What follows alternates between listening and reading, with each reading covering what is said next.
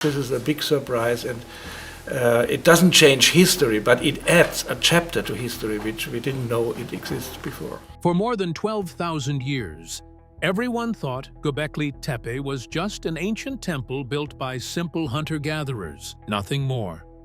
But what if that wasn't true? What if something far older, far more dangerous, was buried beneath it? When scientists began digging, they discovered a sealed chamber beneath, untouched since the Ice Age. And what they found inside didn't match anything anyone expected. It wasn't just a temple or a ceremonial site. It was a structure carefully designed to contain something hidden away from the world. But why would such a complex structure be built so deep underground? And most importantly, what were they trying to protect? To understand this, we need to go back to how it all began. The unusual hill. The mystery began with a hill that should not have been there at all. Göbekli Tepe looked ordinary from far away. Dry soil, scattered rocks, a few weeds. Nothing unusual. Most experts ignored it for years because it seemed empty. But one question remained. Why did this hill look like it had been built up instead of formed by nature? In the early 1990s, a German archaeologist named Klaus Schmidt decided to investigate. He noticed stones with flat edges and smooth curves. They did not look natural. Something in the ground felt planned. So he began to dig. Soon, large stone pillars appeared, then more, all arranged in circles. Each pillar was made of limestone and carved with foxes, snakes, vultures, and symbols that had no clear meaning. This was not a simple site. It was intentional construction at a time when humans were not expected to build anything this complex. Radiocarbon tests later showed the site was more than 11,000 years old. Older than Stonehenge. Older than the pyramids. Older than the first cities. This created a major problem. How did early hunter-gatherers lift stones heavier than trucks? How did they carve detailed figures without metal tools or writing? The site did not look like a village or a home. It looked more like a message left in stone. But what could that message be? To answer that question, researchers turned their attention to the people who created it. And what they uncovered slowly changed the direction of the entire investigation. The buried pillars. Once the first pillars came out of the soil, the team understood they were not looking at a normal site. These stones were arranged with planning and care. Each pillar stood in a fixed position, as if the builders had followed a clear design. More circular enclosures appeared as digging continued. Some were wide, others small, but all shared the same pattern. Every pillar was shaped like a tall T and carved with animals that lived in the region. Foxes, snakes, cranes, and wild boars covered the surfaces. The carvings were steady and exact, which showed skill far beyond what simple tools should allow. This raised a basic question. How did people with no metal, farming, or writing shape stones this perfectly? Archaeologists expected to find metal tools, but none were present. Only basic stone tools were discovered. Yet the cuts on the pillars were smooth and even. The quality did not match the tools. There were no signs of daily life either. No homes, no cooking areas, and no waste pits. This suggested the hill was not a village. It was a place people visited for specific tasks, not for living. Another detail surprised the team. The pillars seemed buried on purpose. Soil, bones, broken tools, and stones filled the spaces between the rings. It looked like the builders used each enclosure for a time and then covered it completely before starting a new one. This happened again and again across the site. But why would they put so much work into a structure only to bury it later? Some experts thought the burial might be part of a ceremony. Others believed it was a practical choice connected to climate changes seen in the soil layers. Sharp drops in temperature and sudden shifts in rainfall suggested a period of stress. But even this did not explain the accuracy and repeated sealing. These pillars showed a clear intention. The builders weren't just creating something, they were hiding something, too. And soon the truth became clearer when the team reached the layer beneath the pillars, because the objects they found there didn't belong to any normal construction. The builder's secret. As the team explored the layers around the pillars, they found items that did not belong in normal daily life. These included bone tools, shaped stones, and small carved pieces. The objects suggested that the builders followed a clear system instead of working randomly. The carvings across the site showed repeating symbols. The same animals and shapes appeared in several enclosures. Their positions were planned, not accidental. This level of order suggested organized thinking and shared knowledge. This raised important questions. How did early groups create such detailed plans without writing? How did they organize large teams with only simple tools? The stone pillars also showed unusual craftsmanship. Many weighed more than 50 tons. Quarry marks proved that the builders cut them from nearby rock, shaped them, and carried them to the top of the hill. Even today, this would require planning and coordination. For early humans, it was unexpected, but another detail stood out. Human figures were almost entirely missing. Most carvings focused on animals. Many animals were shown in active or alert positions.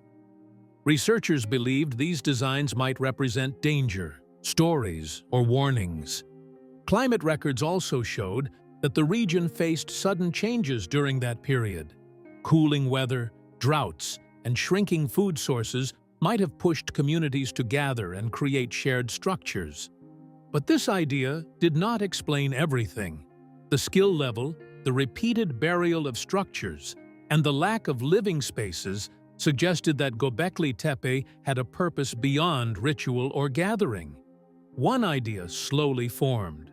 The builders might have been preserving old knowledge, not creating new traditions. They may have been one of the last groups that remembered something important from an earlier time. This idea grew stronger when researchers reached a deeper layer and uncovered carved pieces arranged with care. Their positions hinted that the builders had a reason for placing them exactly where they did. The stone tablets. Below the filled layers, the team found a flat surface made from tightly placed limestone slabs. At first, it looked like a floor. But once the stones were lifted, something unexpected appeared. Underneath the slabs were rows of small, flat tablets placed side by side. These tablets were not random pieces of rock. Each one was shaped the same way, showing careful work. They were arranged in neat rows, almost like pages in a book that had been closed and hidden. When the tablets were cleaned, faint carvings became visible. Some carvings were simple lines. Others showed figures or symbols. Parts were scratched off, and faces on human shapes had their eyes removed. The cuts were sharp and intentional, not the result of weather or age. Why would someone carve these symbols and then try to erase parts of them later? The tablets had been heated twice. The builders wanted them to last, or wanted to hide something beneath the top layer. Scanning tests revealed faint shapes under the surface. These hidden marks did not match the outer carvings. Some symbols under the seal looked like early forms of writing. A few shapes repeated across several tablets. Some experts thought they represented ideas such as bind, hold, or watch. But the pattern suggested the builders were sending a warning or recording something important that they did not want lost.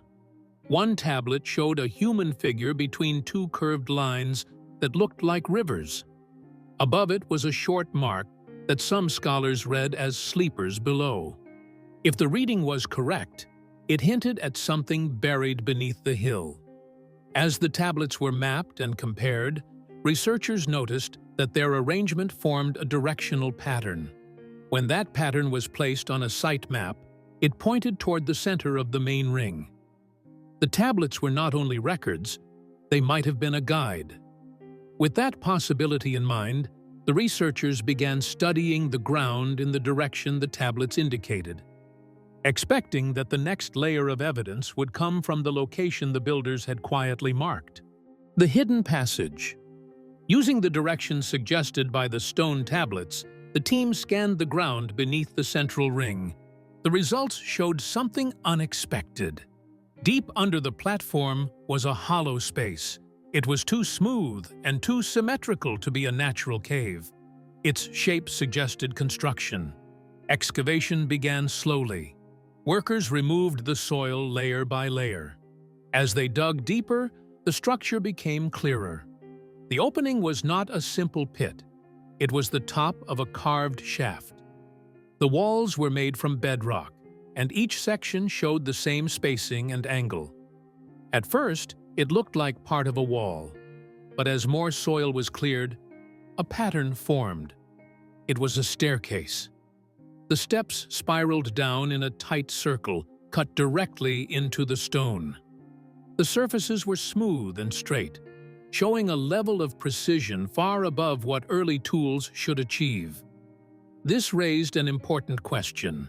How did the builders carve a perfect staircase into solid rock?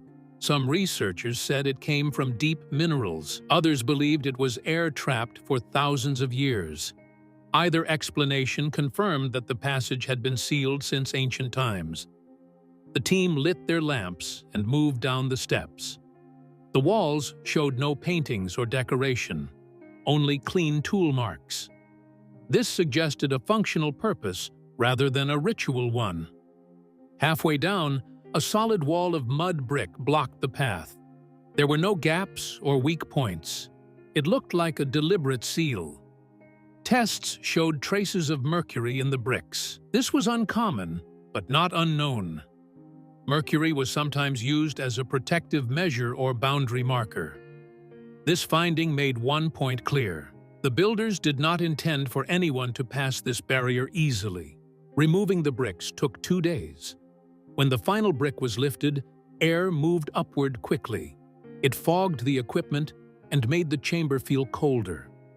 At the bottom was a room carved directly into the bedrock. The walls were rounded and smooth. All carvings pointed downward instead of outward.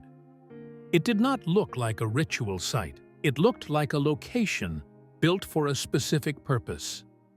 The team realized they were standing inside the upper section of a larger structure. But why would anyone build something so deep underground? What were they trying to protect? To understand why this space was shaped and sealed so carefully, the researchers began studying the stone directly beneath the chamber floor. The vault, at the center of the chamber, directly beneath the 2 tall pillars, the team noticed a section of floor that did not match the rest. The stone surface was slightly raised and had faint seams around the edges. When sensors were placed on top, they detected unusual vibration patterns. To investigate, the team marked the seams and began removing the floor piece by piece. As the first slab came loose, the vibrations grew stronger, then suddenly stopped. When the dust settled, a new structure appeared below. It was a large square surface made of metal, not stone. Yet, this surface looked welded and sealed. There were no hinges or openings. It did not look like a door. Symbols were carved across the top. They were deeper and more complete than the ones on the tablets. A spiral pattern circled the center, drawing attention to the middle square. This raised a new question. What were the builders trying to protect? The first attempt to open the vault used diamond drills. They barely scratched the surface. The metal resisted every tool. When the seal finally broke, a wave of cold air rushed out. A small camera was lowered inside. The chamber below was larger than expected. The walls were covered in a black layer made from bitumen, mercury, and ground minerals. It showed that the builders were not preserving the content, but isolating it. As the camera moved, shapes came into view. At first, they looked like carvings, but under ultraviolet light, the truth was clearer. The shapes were human outlines fused into the metal. The marks were carbon and calcium, which meant real bodies had been pressed and burned against the walls during the sealing process. This was not a burial. It was an emergency action. In the center stood a stone platform with hardened resin. The ropes on top showed signs of burning. This suggested that something had been tied down and burned before the vault was closed. Next to the platform was a statue. The figure looked twisted, as if frozen in pain. The surface had vein-like lines that made it appear newly formed. It was placed after the sealing, likely by survivors who wanted to leave a final message about what happened. The deeper the team looked, the more the vault seemed built for containment rather than ceremony. Every detail pointed to a careful effort to lock something away. The final warning. After examination, the vault was sealed again for safety, and the team examined every record they had gathered. They reviewed the symbols from the chamber walls, the carvings above the site, and the marks on the stone tablets. Many symbols looked unclear at first, but when placed side by side, a pattern slowly formed. The symbols appeared in short groups, almost like basic sentences. Linguists compared them to early writing from nearby regions. Some marks looked similar to ancient Anatolian signs. Others shared elements with early Proto-Sumerian shapes, even though those writing systems came much later. These lines were not prayers, they were explanations. They described actions taken by the builders and why the vault had been created. The builders believed something underground produced heat. They tried to isolate it, not worship it. The evidence inside the vault supported this idea. The burned human outlines, the metal chamber fused into the rock, the chemical layers, and the airtight construction all pointed toward containment. The builders were responding to a threat they could not control. Climate studies from the same period showed major environmental changes. Some experts suggested that whatever the builders found might have appeared during this unstable time. It could have been a natural reaction from deep underground. The exact source remained unknown. What was clear is that the builders chose to trap it rather than destroy it. Many workers died during this process. The survivors covered the vault, filled the hill, and created layers that made digging difficult. Göbekli Tepe was not designed as a temple. It was used as a barrier.